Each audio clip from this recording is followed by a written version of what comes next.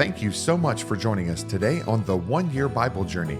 I'm your host, Anthony Wade, and this episode is for June 7th. Today is day 158 on our journey, and we're going to be reading Nehemiah chapters 4, 5, and 6.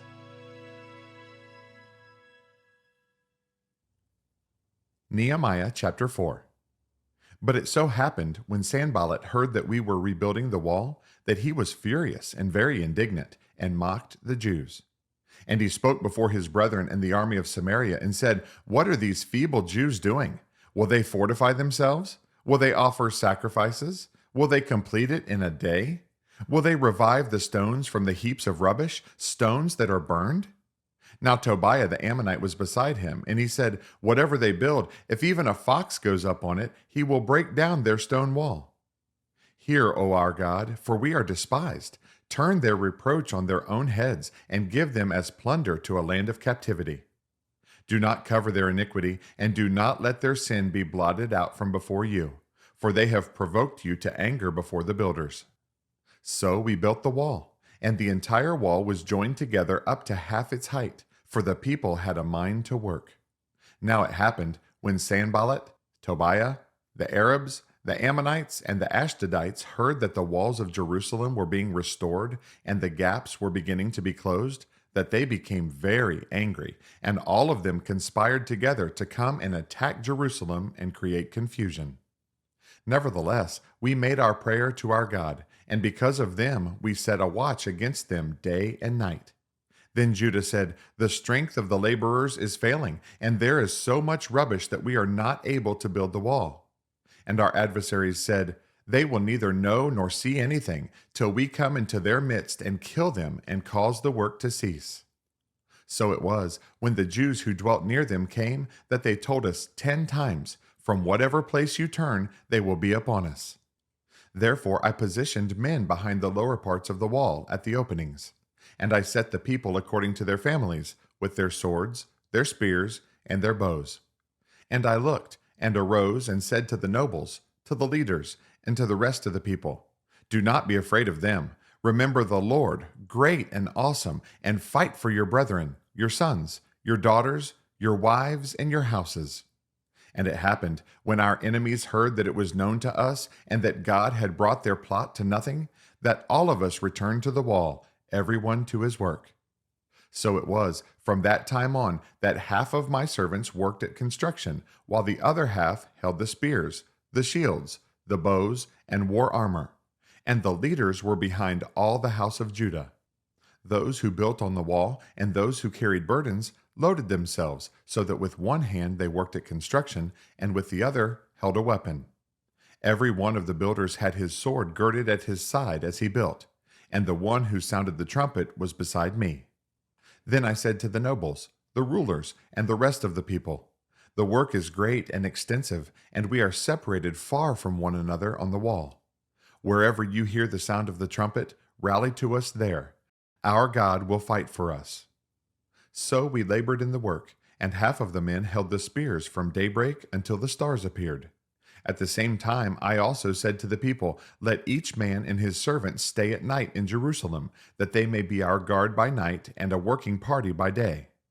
So neither I, my brethren, my servants, nor the men of the guard who followed me took off our clothes, except that everyone took them off for washing. Nehemiah chapter 5. And there was a great outcry of the people and their wives against their Jewish brethren.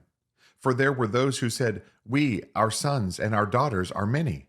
Therefore let us get grain, that we may eat and live." There were also some who said, "We have mortgaged our lands and vineyards and houses, that we might buy grain because of the famine." There were also those who said, "We have borrowed money for the king's tax on our lands and vineyards. Yet now our flesh is as the flesh of our brethren, our children as their children, and indeed we are forcing our sons and our daughters to be slaves. And some of our daughters have been brought into slavery. It is not in our power to redeem them, for other men have our lands and vineyards." And I became very angry when I heard their outcry in these words. After serious thought, I rebuked the nobles and rulers and said to them, "Each of you is exacting usury from his brother." So I called a great assembly against them. And I said to them, according to our ability, we have redeemed our Jewish brethren who were sold to the nations. Now indeed, will you even sell your brethren? Or should they be sold to us? Then they were silenced and found nothing to say. Then I said, what you are doing is not good. Should you not walk in the fear of our God because of the reproach of the nations, our enemies? I also, with my brethren and my servants, am lending them money and grain. Please, let us stop this usury. Restore now to them, even this day, their lands, their vineyards, their olive groves, and their houses, also 100th of the money and the grain, the new wine and the oil that you have charged them. So they said, we will restore it, and will require nothing from them. We will do as you say. Then I called the priests, and required an oath from them that they would do according to this promise. Then I shook out the fold of my garment, and said, so may God shake out each man from his house and from his property who does not perform this promise. Even thus may he be shaken out and emptied. And all the assembly said, Amen, and praised the Lord. Then the people did according to this promise. Moreover, from the time that I was appointed to be their governor in the land of Judah, from the 20th year until the 32nd year of King Artaxerxes, 12 years, neither I nor my brothers ate the governor's provisions. But the former governors who were before me laid burdens on the people, and took from them bread and wine, besides 40 shekels of silver. Yes, even their servants bore rule over the people, but I did not do so because of the fear of God. Indeed, I also continued the work on this wall, and we did not buy any land. All my servants were gathered there for the work. And at my table were 150 Jews and rulers, besides those who came to us from the nations around us.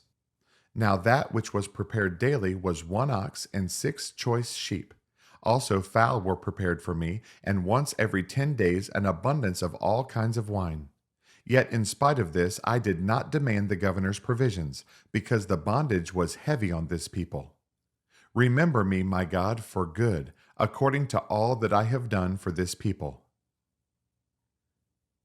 Nehemiah chapter 6.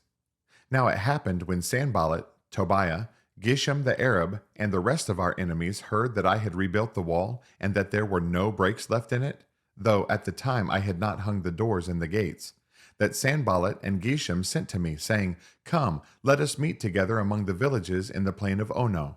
But they thought to do me harm. So I sent messengers to them, saying, I am doing a great work, so that I cannot come down. Why should the work cease while I leave it and go down to you? But they sent me this message 4 times, and I answered them in the same manner.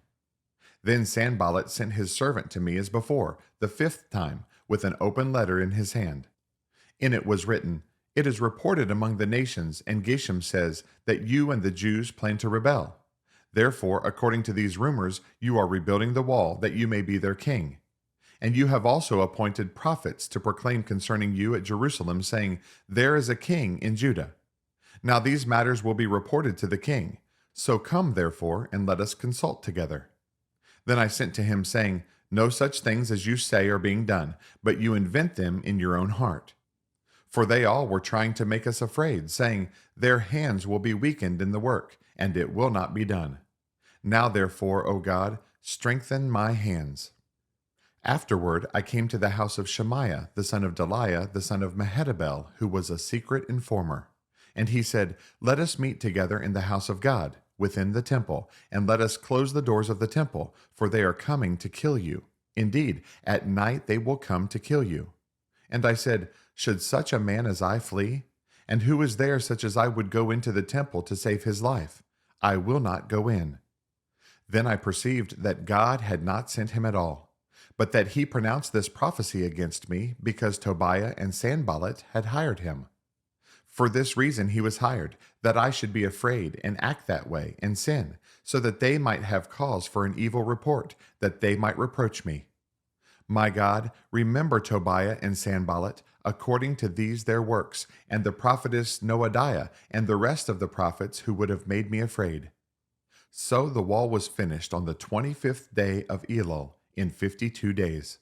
And it happened, when all our enemies heard of it, and all the nations around us saw these things, that they were very disheartened in their own eyes. for they perceived that this work was done by our God. Also in those days, the nobles of Judah sent many letters to Tobiah, and the letters of Tobiah came to them. For many in Judah were pledged to him, because he was the son-in-law of Shechaniah the son of Erah, and his son Jehohanan had married the daughter of Meshullam the son of Berechiah.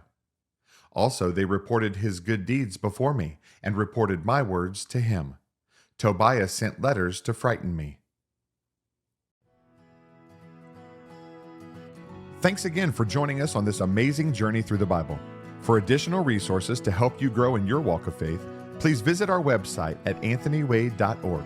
Have a blessed day, and remember that Jesus is Lord and you are complete in Him.